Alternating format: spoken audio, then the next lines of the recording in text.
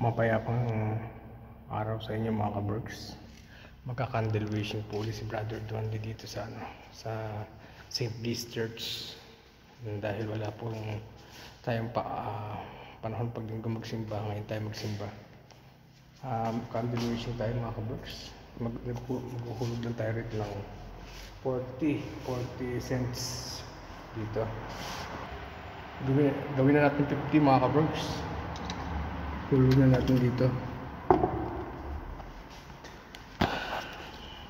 Pagdasal natin yung yung pangatlong natin dito, pangatlong chapter ay maging matagumpay. Sana Panginoon maging matagumpay pangatlo hanggang pang-apat na chapter ng buhay ni Donly, ni Max Viola.